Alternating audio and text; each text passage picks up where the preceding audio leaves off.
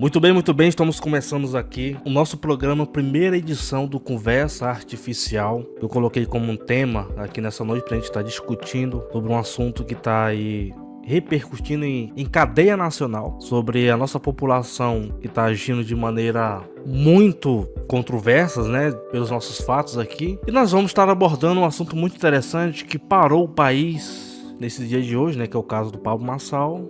E vamos estar trocando uma ideia muito proveitosa nessa conversa rápida. Nosso primeiro programa, Conversa Artificial, que tem como objetivo falar de assuntos polêmicos, muitas das vezes um assunto mais descontraído sobre qualquer tema artificial, porque fala de tecnologia. Hoje nós estamos vivendo uma era onde a tecnologia tem sido muito avançada, então tem um pouco de complexidade nos nossos temas. Tem um meu amigo também que está participando junto comigo, eu gostaria aqui de dar uma boa noite para ele. Boa noite para você, boa noite para as pessoas que vão nos ouvir aí.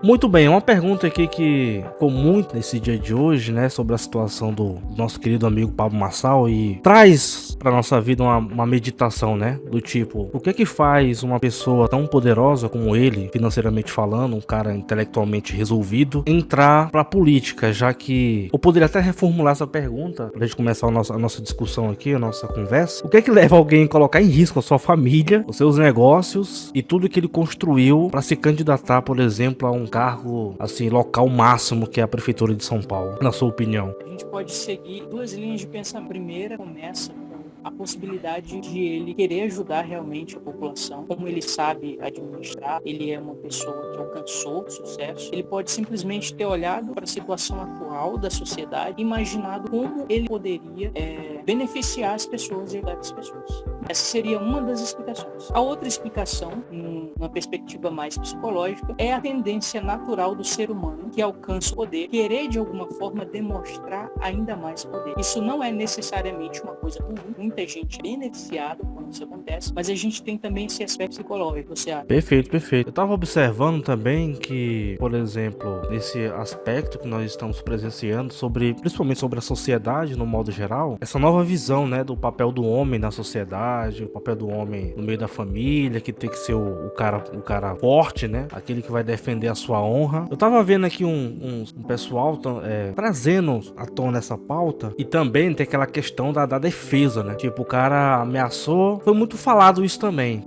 Começou a falar mal de uma situação que aconteceu. Isso é muito estratégia do sistema, né? A gente não poderia deixar também de estar falando um pouco sobre o sistema, porque uma vez eu estava até conversando com uns amigos meus, que é meio que impossível você fugir do sistema. De qualquer maneira, ele vai tentar te taxar, vai tentar te enquadrar naquilo que eles querem, na questão da manipulação, né? Porque quando o Datena, ele começa a provocar o Marçal, e o Marçal de nenhuma forma, ele expressa ali um instinto de querer agredi-lo, né? Enquanto ele não desse aquela primeira palavra, tava chamando, acusando ele de bandido, não sei o que, de uma situação que ele viveu há uns 20 anos atrás. Eu acho uma estratégia muito, assim, sorrateira, suja, né? Você pegar um passado de alguém, imagina, você tá ali debatendo num pleito político pra tentar chegar no cargo lá, né? E você começa a receber muitas afrontas do seu oponente ali. Claro que o Marçal, ele também observou as fraquezas de todos os inimigos que estavam ao redor dele e deu aquela investida, né? Assim, no teu ponto de vista, tu achou um negócio limpo? Tu acha que vale tudo também nessa situação onde você tá ali brigando pra defender a sua honra e ao mesmo tempo brigando por um troféu? Porque querendo ou não, o troféu ali é o cargo máximo, né? A cadeira. Será que vale tudo mesmo? Cara, no debate, quando se trata desse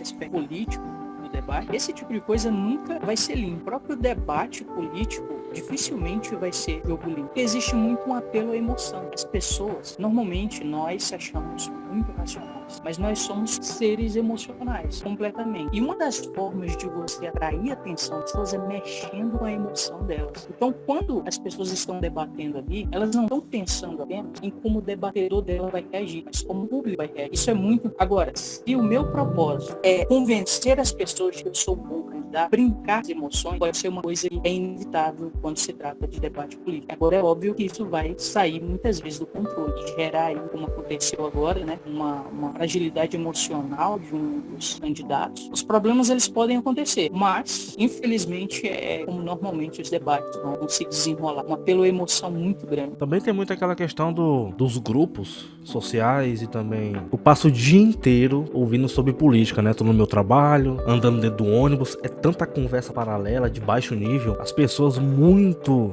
Eu fico me perguntando como é que pessoas... Claro que tem um estereótipo ali da idolatria muito forte, impregnada na mente das pessoas, em qual as pessoas elas querem se apegar na síndrome do super-herói. O que seria isso? É até uma tese que eu tava levantando aqui nos grupos que eu participo, né? Eu tava até conversando assim, poxa, mano, a gente fica muito apegado a um herói. O americano tem muito isso, né? Você que já leu bastante, lê muito. Em todo país sempre existe aquela figura do herói. Só que o herói ele é humano, cara. O herói ele é defeituoso. E o Marçal ele surgiu como se fosse um herói americano. Como é o nome daquele super-herói lá? O Capitão América brasileiro. E ele surgiu trazendo essa resistência, né? Porque ele falava muito no discurso dele. Ele questiona, né? Poxa, não tinha ninguém aqui, só comunista. E até um ponto que a gente vai estar comentando aqui pra finalizar nossa conversa, uma conversa bem rápida aqui, sobre a questão do comunismo, né? E ele falou assim, olha, não tem ninguém de direita, eu vou ali, eu vou bancar um de herói. E eu vejo assim, sabe, uma fragilidade muito grande do homem e essa necessidade de estar levantando heróis. Isso pode ser na classe política, na classe familiar, na classe educacional, no trabalho. Todos nós, não sei qual é a tua visão concernente a isso, mas todos nós temos uma propensão a estar não só idolatrando, porque idolatria também é um tipo de gancho do poder, e do homem tá usando, né, estratégias para fazer com que aquelas pessoas elas fiquem ali bajulando, entregando toda a sua energia e toda a sua esperança, que é o pior de tudo, no homem que pode nos decepcionar a qualquer momento, né? E você sempre vai ter essas pessoas que desejam ser salvas em algum sentido, elas precisam de um salvador para ajudar elas. E sempre vai ter alguém para se oferecer como esse salvador. Sempre vai ter alguém com a síndrome do herói para se oferecer, para dizer eu posso resolver os seus problemas. Agora, nem sempre isso é negativo, porém surge aí essa questão que você acabou levantando, que é da idolatria. A partir do momento que eu olho para alguém como sendo meu herói, uma das primeiras coisas que acontece é eu deixar de ver a possibilidade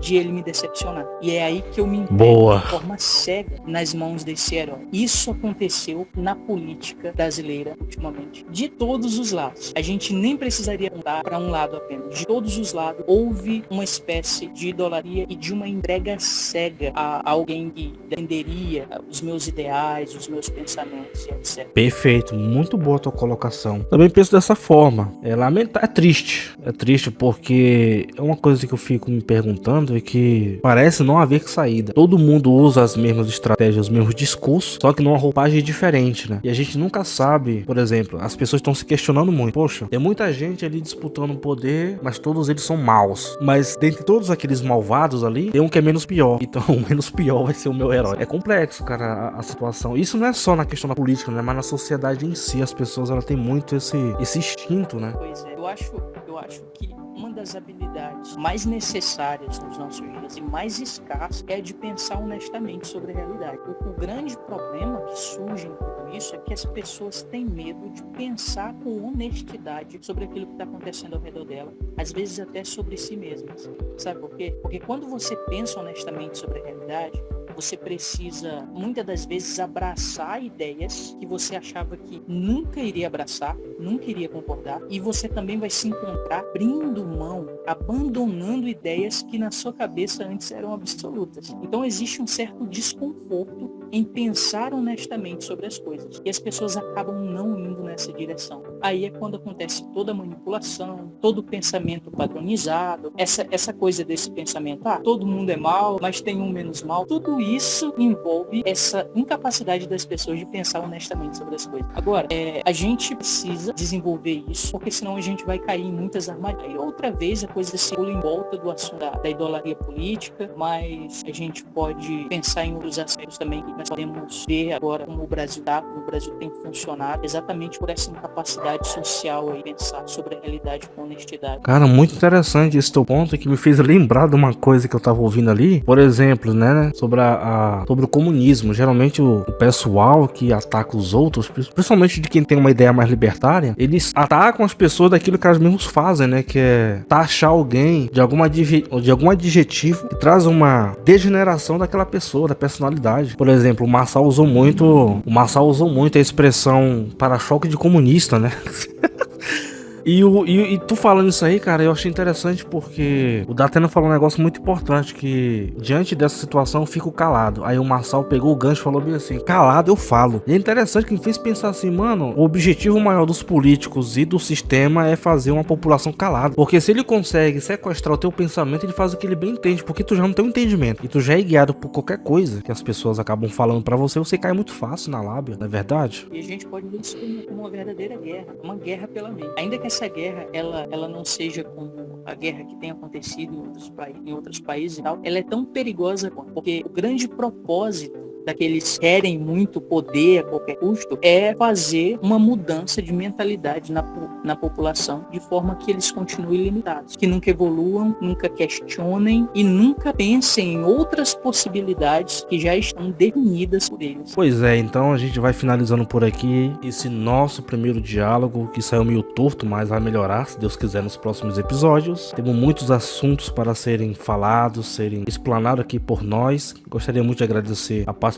do meu amigo, que sempre vai estar aqui presente com a gente, e pelo menos aí umas 2 vezes por semana, e sábado a gente vai estar fazendo aí um especial mais longo e mais estendido. Muito obrigado pela sua presença. Já compartilha, deixa o like e deixe seu comentário, seu joinha se você curte o nosso conteúdo. É muito interessante, muito bom sempre estar falando abertamente sobre as coisas que nós pensamos, que nós imaginamos. E a gente está aqui para questionar e para falar sobre tudo. E se você que está ouvindo também faz parte disso, também gosta de questionar, aqui é o seu lugar junto com a gente.